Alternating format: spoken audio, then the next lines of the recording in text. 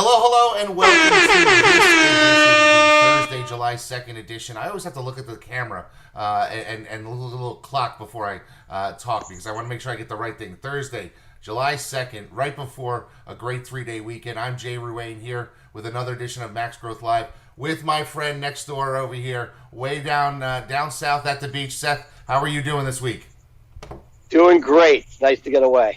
Yeah, I can only imagine. So let me tell you what happened to me last week. I don't think I'm going away anytime soon because my wife slipped off the step and cracked her foot, broke her foot. Non-surgical, we found out yesterday, thank God. But she's been hobbling around on crutches for the last 5 days. I am full-time dad duty and trying to run 2 businesses. It's been a challenging couple of days, but we're going to get through it. It's not like we're really missing anything this summer because pretty much everything's been canceled. You know, we're down at the beach and was fortunate to get to go fishing yesterday. And as you know, as a social being, I look on Facebook, friends around me, and found not only a really powerful referral source and cool lawyer from my market down here, who I got to meet up with briefly for a cup of coffee. And was able to get not just our fishing spoils, but he's at a very elite fishing level. Had some great tuna gifted to me by him. But this morning, got to meet up with a Max Law friend as well. And that just the idea that you're on vacation, you're getting away, but being able to intersperse a little bit of inspiration, both from a super large shop and a solo, got me thinking about something I'd love to discuss today, Jay. Sure. Which is basically, looking at adding, we're talking about growth. How do you grow? And there's a lot of talk about outsourcing overseas. The idea, do you hire somebody part-time? Do you contract out? I call it like the Lee Rosen method. No employees, but everything is outsourced. Or is it hiring more employees? And frankly, for me, part of the reason I've scaled and gotten where I am, and scale is that I've added a tremendous amount of expense by leveraging a lot of internal employees. Not that we don't outsource a lot, but that the idea that when you get to a certain amount of work to be done, does it make sense to add a full-time employee? And when is it better to, bring somebody on contractually or outsource overseas versus having a full-time person that you are paying, whether they're in your office or outside your office, but somebody who you control that's not in and out? What are your thoughts on that, Jay? So this is a really interesting topic, and it certainly goes about growing your firm, which I think makes it relevant to what we do here every Thursday. And really, I think it just comes down to what your vision is for your own life.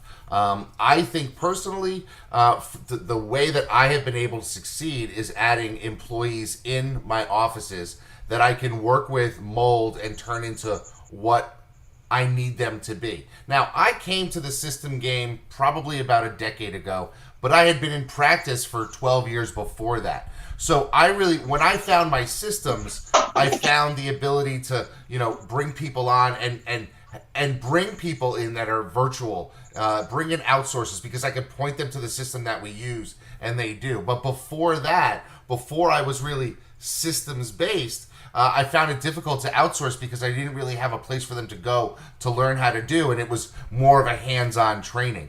So I think that's the first conversation you need to have with yourself is how committed are you to your systems and have you built them?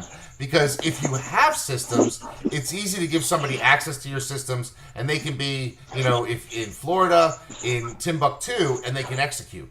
But I think that there's a threshold question. Like, okay. Look, you're as good as anybody at building the systems, but let's take a step back. What level of labor is needed for each job? Now you can look at your systems or your specs and figure that out. There are certain things, whether it's like cleaning up an email list. Clearly that is something that could be sent offshore, that could be used with overseas labor, great. But as you start to look at a job, let's say it's a case manager and PI or a paralegal and criminal, as you look at those things, I think part of it is figuring out what can be hitting a system where it's almost McDonaldized. You look at the E-Myth, like you take the burger, you put it on the thing, you flip it, you put it on the bun, versus where there is some discretion needed. And the discretion, you can still systematize the boundaries that somebody has, but people who are client-facing, intake people, those are things where I feel like it's very important to figure out what it is you need. Is it somebody who's just going to get a name and phone number and pass it on? Okay, great. That's one level of outsourcing. But if it's somebody who's going to really be the person who is determining if there are funds there, determining if there's liability, and or helping to pre-sell an attorney, it gets dicey. And that if you push too far towards what I'll call outsourcing, where it's a third party that, yes, you can give them a system, but they may not have the same education level, they may not have the same wherewithal to connect. Those are those really tough decisions that have to be made along the way, where certain tasks, work really well that way, and you can hand them that system and they follow it. And certain things, there is that sort of X factor, which is harder to systematize. What are your thoughts about that? Yeah, well, I think the X factor is something that we need to talk about because, your office culture, even if you're a solo, is something that's going to drive the growth of your practice. And, it's very difficult with outsourced work to have a culture. And that culture is not only something that impacts your employees, it impacts your own mental sanity and stability as you grow your firm. But it also impacts the clients, right? Because they have to have a feeling as being part of something bigger because they've chosen to bring their problem to you. And I think it's very difficult if you're going to outsource your intake to somebody virtual and they don't have the same the same feelings as you have. That could be a problem. And I remember talking to Harlan not so long ago about one of the problems with intake, and they had a PI firm had outsourced intake to somebody, and they were saying that they were a personal injury firm looking for car accident cases, and there was a tractor trailer accident with major damages, and the outsourced intake person said, "Oh no, we don't do truck accidents, we do car accidents," and hung up the phone. And only when the partner got the recording, he flipped his lid and said, "You know what? I'm bringing that back in house."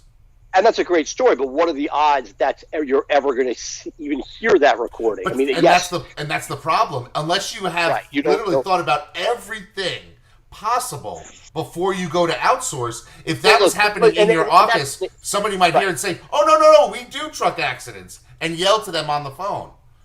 But right, so this is the dilemma I see, and this was a really interesting conversation. If you go directly overseas, labor might be as cheap as $2 to $5 an hour, but that's not a real number because you need somebody to hire them, you need to be able to monitor them, and many of the groups that outsource, the net number might be around $15 an hour, and in one sense, this is what I've struggled with. So let's say hypothetically that $15 an hour gets you somebody who is monitored, so they're working, they're selected. If they fall out, they'll get somebody else, and you have your systems in place.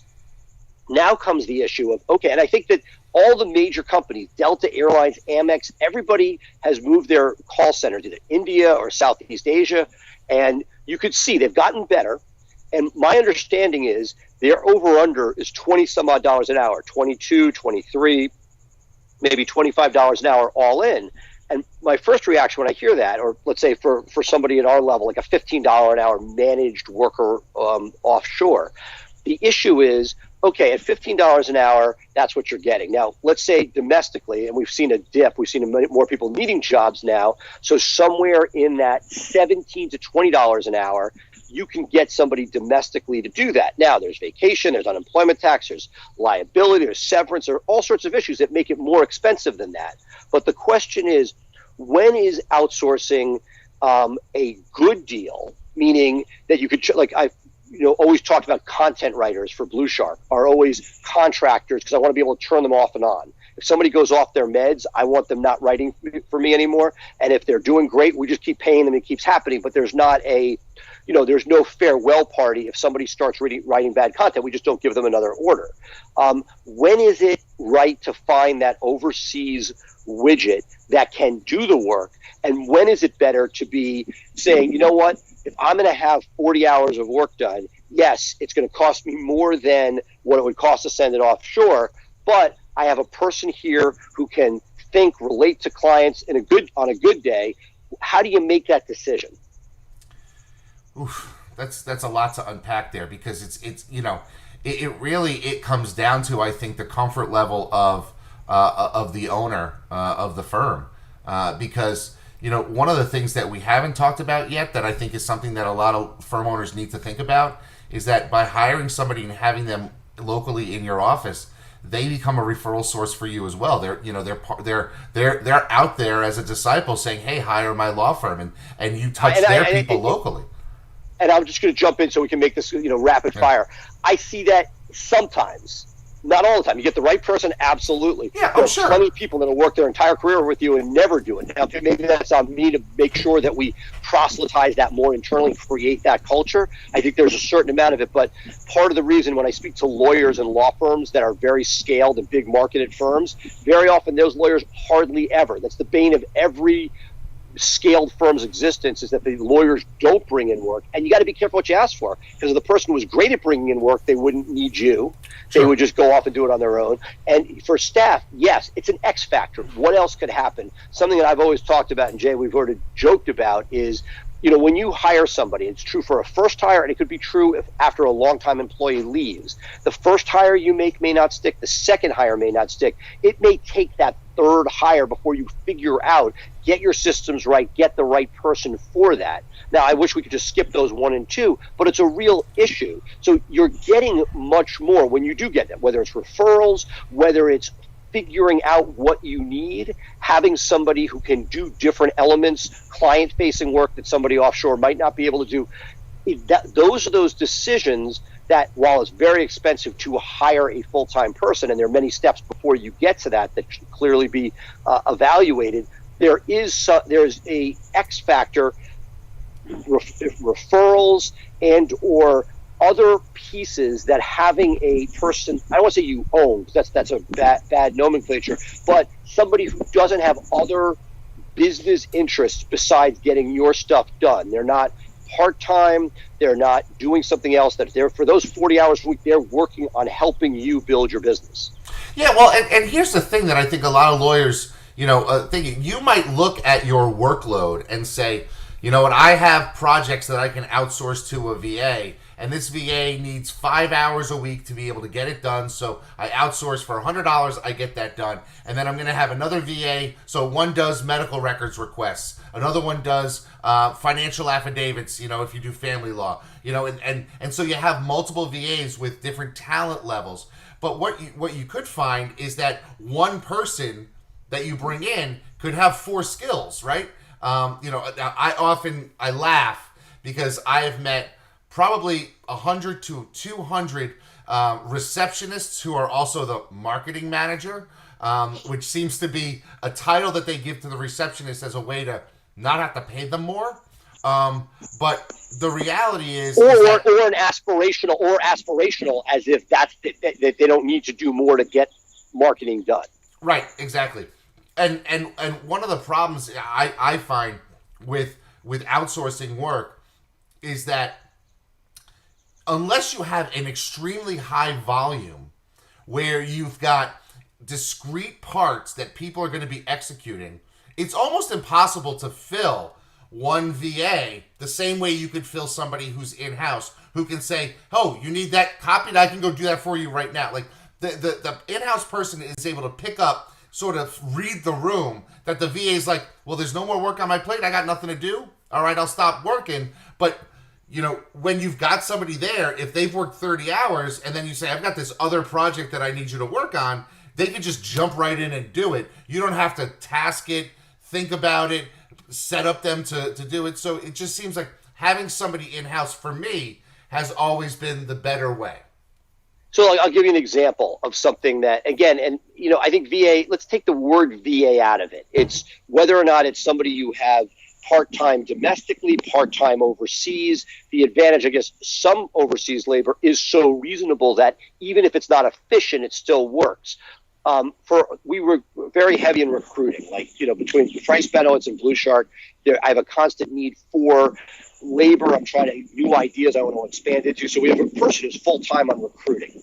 And every morning they come in, and all the resumes that have come in from LinkedIn, Indeed, or Craigslist, they need to be processed. Some of them go directly into our CRM, and some have to be uploaded. And that's one of those things. And eventually I said, you know what? That could be somebody, relatively low dollar talent, doesn't need to be done domestically overnight. So it's great to be in a different time zone where they take all of that. And when the recruiter comes in Monday morning, they're all ready to go. And so I feel like, again, it maybe goes back to Jay's great systems. If you're able to put systems in place and have hours that are needed on a regular basis, it seems the value is much, much greater than if it's a potpourri where, while it's great to have that talent, it can be very disconcerting because you really can't feed the stuff to somebody as efficiently as if there's somebody there who can read your signals and help collaborate with you. Yeah. So let's take a step back now. Say you're a true solo, right, hanging a shingle. What do you think that And now you see, okay, I have the need. I've got enough clients that have come in, and her practice is growing. She's got a decent enough caseload where there's legal work to be done, but there's also administrative work to be done. Probably about 20 hours a week worth of work. Is it wiser, from your perspective, Seth, to bring somebody in locally to do that? Or is it wiser to try to find somebody outsourced that you can just push it off to, knowing that there might be almost the same expense, because this is, low dollar administrative work. This isn't something where you need a PI paralegal with 10 years experience doing heavy litigation. This is opening files, e-filing or fax filing pleadings, checking the mail, scanning it, that type of thing. So this is the first assistant. You know me well enough. The answer is going to be it depends, not just on how well you can systematize the work to be done for the assistants, right? Because the stuff that overseas needs to be J. Ruane systematized to the T. You can't just hope for something. Anything that you just say, get it done, will not be getting done. So it must be systematized. And I feel like history is always written by the victor. If you hire that great person, whether it's the first hire or the second hire, if you get somebody who can build and grow with you for a number of years, that's a really valuable person that can add a lot of extra value to you. But if you are, we have friends that we're very close to that are not great at hiring, that are not great at motivating, and are not great at supervising, that by knowing that you don't have any leeway, it may force you to create much tighter systems. I may be lazier at allowing people more discretion because I'm hiring domestically than if I knew that everything had to be created in a E-Myth McDonaldized way, that it's forcing more discipline. That could be part of that discussion. And when I look at sort of, the economics, it's not that the outsourcing with all those layers of managed outsourcing are cheap, but it does allow you to not have to deal with some of the idiosyncrasies of domestic hiring. Yeah, and that's always a challenge. Having people locally and having to manage them is certainly something. I posted something in the Max Law Facebook group, and let's talk a little bit about that, because I think it's something that helps you as you grow, right? And I want to get your perspective on this. One of the things that I implemented years ago was a weekly survey where I would send it out to all my staff and say, hey, answer a couple questions. Do you need anything like technical supplies? Do you have any IT needs? How are you feeling this week? Have you noticed anything that we can add a system for? That type of thing. And then, so there's a company called 15.5. I modeled mine off of theirs. I know a couple people have used their service, and it was really great for getting insight into my employees, especially the ones who, like, when they say, "How are you feeling this week?" and they go, "I'm not so good," and then they tell you what's going on, and maybe it means, hey, you go, you sit down with them, you talk to them about, maybe they're not getting along with another employee, maybe they're having some personal time and personal issues and need a little flexibility with their schedule, and that's been a great tool. Last night I was thinking about this, and I said, everyone talks about NPS for your clients, right? On a scale of 1 to 10, would you recommend us? And then I thought, would it be a good idea to do a daily NPS to your employees? How are you feeling today on a scale of 1 to 10? And start to try to identify trend lines. Maybe start to see people who used to be 9s. Now all of a sudden they're 6s, and they're consistently 6s. That might give you some insight into maybe somebody's looking to leave. And that type of thing. Have you done anything as your friend went from you and David to you and David and 100 to saying, how do we keep tabs on our people as we grow?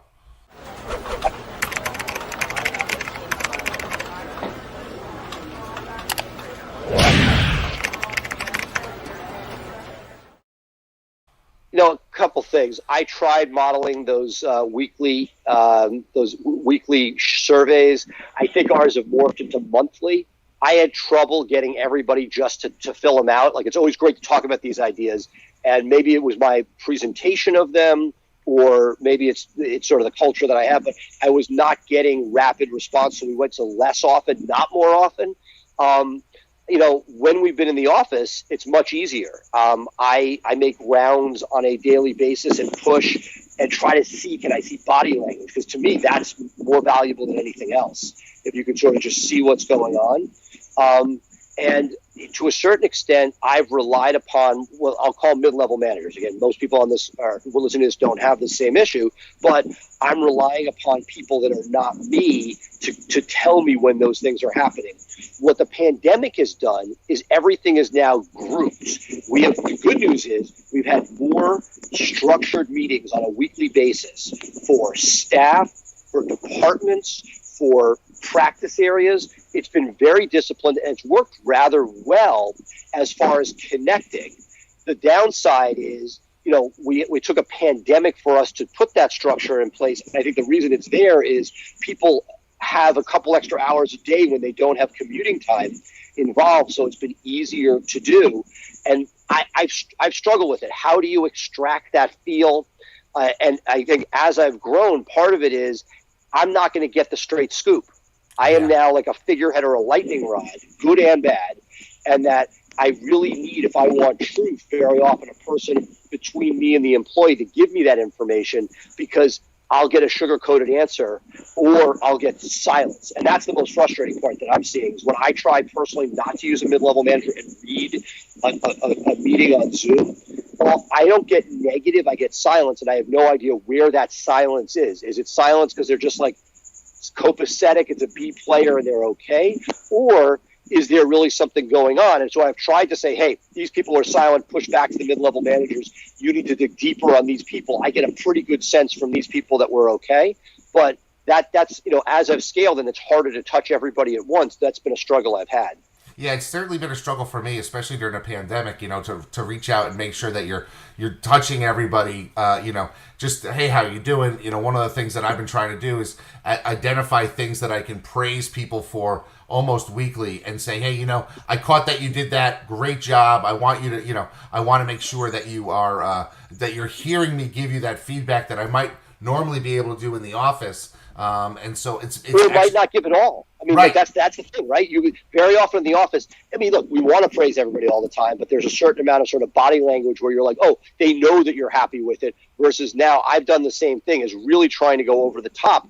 Probably could always do more, but making sure that it's very, very clear verbally that something is going great and that we are doing well, and that I think that now that we've come out of that sort of scare time, hey, I want to have my job. And we're sort of now in a new normal, like it's not going anywhere anytime soon, especially in the bigger cities, that we are stuck with this for a while. And we now need to recalibrate and not think we're about to bounce back to the office anytime soon. Yeah, that's certainly something that I think is going to be a problem for us, especially when we do get back into the office. I think the habits that people are forming now, getting back into the office, whether it's September or January or whenever it's going to be, it's your culture in your office has changed somewhat because of this. And now the question is, are you able to grow from it, or are people going to have a problem getting back? And there's going to be some initial sort of jubilation. Hey, we're all back together, that type of thing. But I think it could also pose some problems. It's something I think people got to look out for. But, like this sort of circles back to things that we started with, which is, I'll take Blue Shark. There are a number of people in the digital marketing space that I've always thought of as being sub-ideal because they were completely work from home.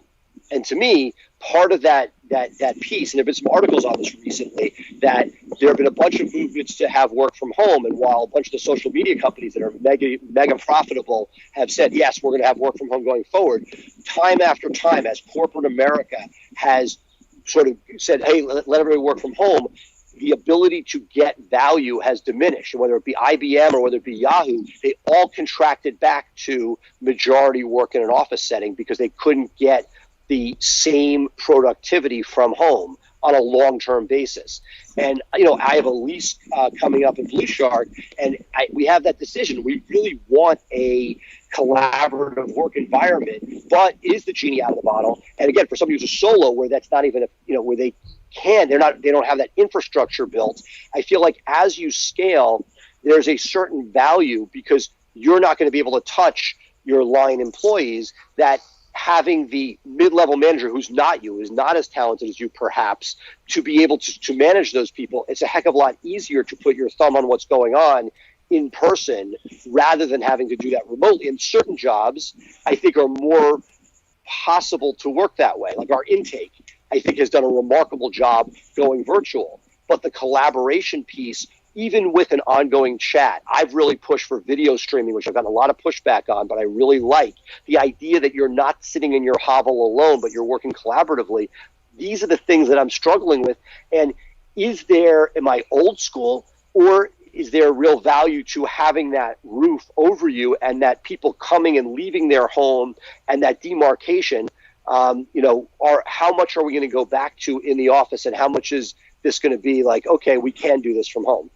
It's interesting, this conversation sort of brings us really full circle, right back to the original topic of today of, is it better to bring somebody in-house, or is it better to have somebody outsourced, either domestically outsourced or overseas outsourced? And I think it really comes down to, what kind of culture are you trying to build? What are the tasks that people are going to be doing? What's your volume of work, right? Because that certainly is something. If you have, an intake person who's outsourced, and taking a step back, and I love Lee. I got a lot from when I was part of the Rosen Institute. I've had great conversations with him. He's pushed me personally in some areas, which as a mentor was phenomenal. But Lee's model of having basically everything outsourced sort of is like the if you remember the movie Heat, right? Have everything that you could just drop and walk away at any moment. That's not good for necessarily building something long term, right? De Niro's problem, he walked away, right? He tried to walk away from Amy Brenneman, and he couldn't because he couldn't follow his mantra, and he got killed by Pacino, right? So at the end of the day, you lose when you try to live a lifestyle like that. I see exactly. Look, and I have similar feelings. Lee is inspirational, and if you want to stay solo and be able to sleep at night with zero debt, I get it. But I love the way he thinks. But I've seen it not as a scalable. It's not scalable. It's maybe profitable for a single operator who doesn't want to create something larger. Although he did at one point have a larger operation. But it is something that when you add, and Jay, you and I have gone back and forth on this. To me, I think part of the reason for our success has been hiring people to execute on marketing ideas. Nobody has more marketing ideas than Jay. And I think only recently have you said, okay, if I want to do FirmFlex, I need people that are not me to help put this in motion. And that has been sort of the back and forth. And then all of a sudden, I have all these people that I need to feed. Thankfully, there's a revenue model behind it, but there's with employees, with people to do things, you can get stuff done. Now, in theory, it's almost like the concept of owning versus renting a car when you live in New York. It's cost effective if you rented a car every time you wanted to drive somewhere. So if you got rid of your monthly nut for car payment and insurance and a parking lot, and just rented a car from Hertz, or they're out of business, Avis, or a Zipcar, every time you wanted to go anywhere, even if it costs you $500 for a day, you may only rent the car twice a month. It's a huge savings. But if you're going to go visit Jay in Connecticut, rather than take an Uber for $150 each way, you would say, no, I'm going to save the money. I'll take the train. You may not take the train because it's a pain. You got to go to the station. You got to get on the train. And so what by analogy, if you have the infrastructure, you can execute on things you want to do to build and grow your firm. Whereas if everything you want to build and grow, in theory, it would be cost effective to buy each widget individually. You may not, because you're evaluating the cost of each of those ideas' execution. I'm talking on the micro level, on a case-by-case basis, and somebody has to retain and find that person rather than having a talent pool that you can go to get the work done. Yeah, no, I think, those are all considerations. I was talking to Ryan McKean a while back, and he goes, every lawyer wants to find that source of labor that's a third of what everybody else is paying and not have to manage them and just be able to get things done. But finding those people that don't really exist and the ability to manage them takes up more of the time than you're ever going to want to give, but you have to do it. And it really comes down to, how do you want to grow your firm? Do you want to do it insourced, or do you want to do it outsourced? And then commit to it, right? I think the thing that you and I can both say is, once you make that decision, go all in and make sure that you have the systems in place, the resources in place, whether they're in-house or outsourced, so that they can execute fully and you're actually getting the best bang for your buck. And I'll take a slightly different perspective while not disagreeing with yours, which is identifying what's right for each one. If you have things that are highly labor intensive, that are going to take hours to do, cleaning up email lists, things that can be done by somebody where it's, where a lower dollar person could do it over time, great. But if you have stuff that is where one mistake can cost you dramatically, that is where I think you have to be very careful about how you're putting those out there. And I'll sort of bring it back to reality. Again, I have a pretty complicated financial situation. We tried using one of the popular Indian accounting groups to do some of our bookkeeping and check entry, which seemed like a no-brainer. Overnight, get it done for the next morning. We could not, using one of the ones that everybody loved, we couldn't get the quality we needed, and it cost us more. And even if it wasn't more, I couldn't. It was the disruption to the business, because maybe I didn't have the system to clean up what they were doing. I couldn't get it close enough where, while it was cost effective, it didn't give me the complete widget that I needed. And therefore, it was sort of a defective widget. And at our scale, we couldn't live with that. I'm curious to you, have you had examples where you've tried to do something by systematizing it offsite, offshore, et cetera, where you've had to bring it back? That's the exact same situation I had. I went overseas for my bookkeeping, and I brought it back in-house because I was running into problems. Because I thought, hey, the numbers are numbers. Doing bank reconciliations and stuff, it'll be very easy for somebody overseas at a cheaper dollar rate. And what I found was I needed somebody in-house to be able to do it, so that we had that sort of micro control over it. The other thing that we've had trouble with, and I think you talked a little bit about it, was outsourcing content writing. We were not doing it overseas. We were doing it domestically. We were tapping into people, and we were finding the quality that we would get. We would get really good quality the first couple of pieces, and then it just became them trying to sneak in cut and paste things, and it was much better for us instead to bring people in-house over the summer, get some English students, graduate level students, bring them in and work July and August and bang out a ton of content that we would have then for the entire year that we could actually approve on the spot when they're in front of us, and basically have stuff in the can that would last us for 6 or 9 months, rather than try to outsource it over the entire year. And I think that sort of proves a point. Without scale, you're one law firm. While it's a big law firm, as I moved to create Blue Shark, I didn't have that luxury. I couldn't do just the summers. I needed the year round. The machine had to keep being filled. And so I had to sort of adapt, and every piece of content that is written comes with an attached Copyscape or whatever the software of the day is, to show us that it is unique content and not copied from somewhere on the web. So basically, I didn't have the luxury of abandoning it. I had to sort of create systems to allow for the replication at scale. And I think that accounting is a great example. Both of us failed overseas for our law firms. Blue Shark's a pretty simple operation. 100 clients, there's a credit card once, at most twice a month, handful of expenses. It's really pretty simple. And that using a domestic outsourced bookkeeper has worked particularly well because there aren't as many moving parts. Whereas in the law firm, with different areas of law and all sorts of nuances, it was a disaster where I couldn't get somebody to learn enough, to be able to get it done with reasonable quality. I think that's the key.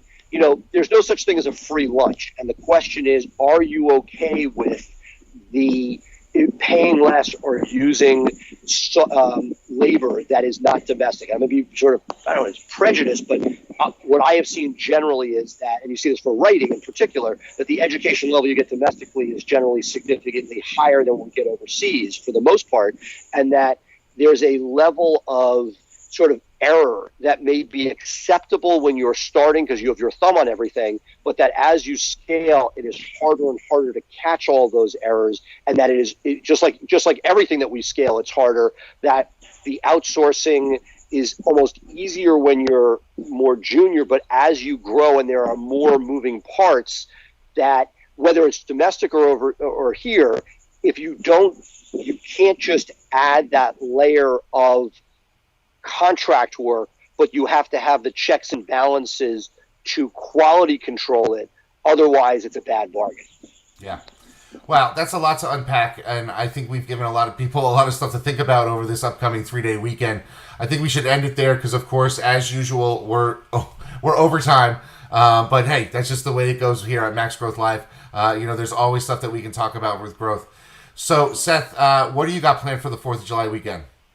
We're just finishing off our beach week here, trying to get some great quality time with the family in, and it's weird because I feel like if I had my way, I would just stay at the beach and work from here, but I feel like it's time to get back to reality and be at the homework desk instead of the vacation work desk. Yeah. Well, I'm gonna be getting off and starting to prepare dinner. I've got to figure out what to feed these kids tonight now because I'm taking care of my wife as well as the 4 kids, and we've got some. I got to get some baseball practice in because Little League starts next week. Very excited about that. So that's my plan for the big weekend. Awesome. So, all right. So let's sign off here now, Seth, for another edition of Max Growth Live. My friend over here, Seth Price. I'm Jay Ruane. Thank you so much for being with us. Have a wonderful 4th of July weekend, and we'll see you here again next Thursday on another edition of Max Growth Live. Bye for now.